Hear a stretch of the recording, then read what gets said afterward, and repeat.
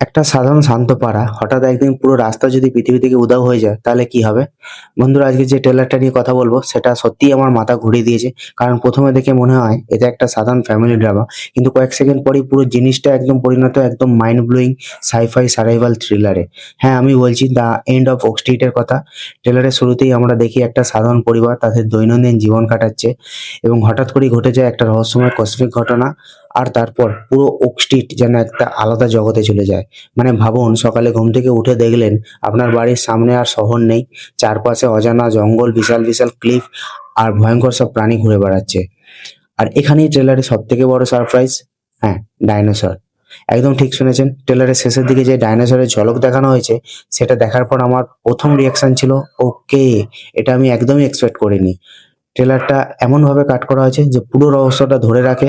কোথায় গেল এই রাস্তা? কেন গেল? এর পিছনে কি আছে? এলিয়েন, টাইম ট্রাভেল নাকি অন্য কোনো ডাইমেনশন? এই প্রশ্নগুলো আপনাকে ট্রেলার শেষ হওয়ার পরেও ভাবতে বাধ্য করবে।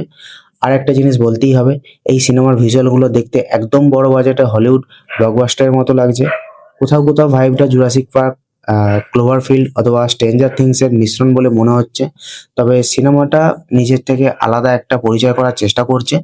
এছাড়া এখানে রয়েছেন অ্যানি হ্যাথওয়ে এবং এওয়ান ম্যাকগ্রায়ারের মতো বড় লেজেন্ডারি অ্যাক্টর।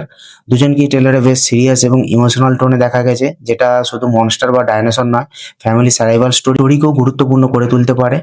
আমার কাছে সবথেকে ইন্টারেস্টিং লেগেছে এই সিনেমার মিস্ট্রি ফ্যাক্টরটা। কারণ ট্রেলার অনেক কিছু দেখিয়েছে কিন্তু আসল রহস্যটা একদম খোলসা করেনি। আর এই কারণেই এই মুভিটা আমার ওয়াচ লিস্টে চলে গেছে। এখন শুধু দেখার বিষয়, সিনেমাটা কি ট্রেলারের মতোই দুর্দান্ত হবে নাকি রহস্যের উত্তর দিতে গিয়ে গন্ডগোল করে ফেলবে। তো এটা তো টাইমই বলবে। তোমরা যদি ট্রেলারটা দেখে থাকো তোমরা জানাও তোমাদের ট্রেলারটা কেমন লাগলো। আর ডায়নোসর রিভিল দেখে কি তোমরাও আমার মতো অবাক হয়েছো? কমেন্টে অবশ্যই জানাও। আর ভিডিওটা যদি ভালো লাগে তাহলে লাইক করো, শেয়ার করো। আর আমার চ্যানেলটা কিন্তু সাবস্ক্রাইব করতে ভুলবে না, যেটা তোমরা কিন্তু ভুলে যাও। তোমাদের কাছে রিকোয়েস্ট, তোমাদের ছোট ভাইয়ের, প্লিজ চ্যানেলটা সাবস্ক্রাইব করে দাও। সাবস্ক্রাইব করতে তো বেশি কিছু কষ্ট হবে না, কিন্তু তোমাদের সাবস্ক্রাইব আমার মোটিভেশনকে আরো বাড়িয়ে তুলবে। তো প্লিজ সাবস্ক্রাইব করে দাও। দেখা হচ্ছে পরের ভিডিওতে। Bye bye.